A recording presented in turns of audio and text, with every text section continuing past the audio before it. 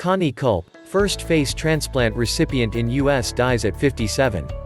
Connie Culp, the first face transplant recipient in the United States, has died, according to the Cleveland Clinic, which performed the surgery.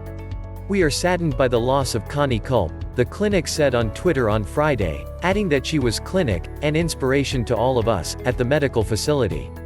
The exact cause of death for Culp, who was 57, has not been released, but she had been in the hospital for several days, NBC affiliate WKYC in Cleveland, Ohio, reported. Connie was an incredibly brave, vibrant woman and an inspiration to many. Her strength was evident in the fact that she had been the longest-living face transplant patient to date, Dr. Frank Papay, chair of the Cleveland Clinic's Dermatology and Plastic Surgery Institute, said in a statement. "She was a great pioneer and her decision to undergo a sometimes daunting procedure is an enduring gift for all of humanity."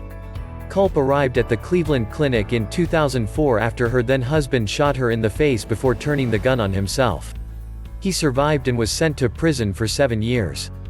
In 2008, doctors began a 22-hour procedure to replace 80% of Culp's face with that of a deceased donor.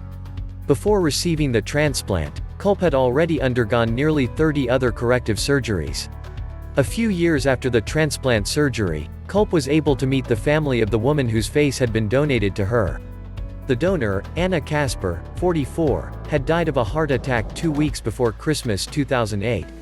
"I'm so glad you did this for me," Culp told Becky Casper, Anna's daughter, in an emotional encounter caught on camera by ABC News. "What do you say? I mean, thank you's not strong enough, you know." While the transplant could never return Culp's original looks, it helped her regain senses that had been lost after the shotgun blast shattered her nose, cheeks, the roof of her mouth and an eye. Culp said in 2009 that the smell of soap made her realize her new face was working. 2 years later, she told Today she could smell again, but only good things, such as cooking, perfume and flowers brought to her by her 4-year-old grandson, Maddox. Culp also said she was able to eat anything, including a good steak, after years of just eating soft foods. After the transplant, Culp dedicated years of her life to sharing her story and speaking out about domestic violence, as well as educating and encouraging others who were to undergo transplant surgeries.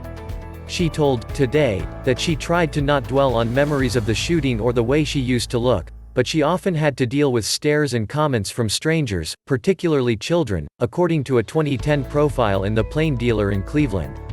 "Humor helped her cope," said Culp's twin sister, Bonnie Oberlin.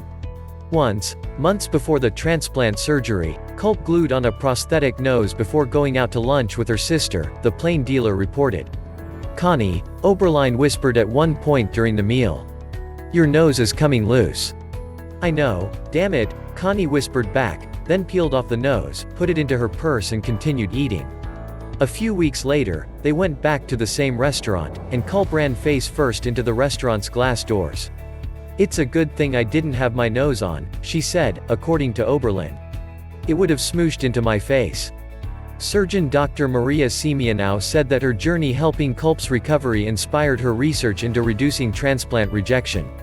"Thinking about Connie is thinking about someone who's not giving up, and I'll not give up," she told WKYC.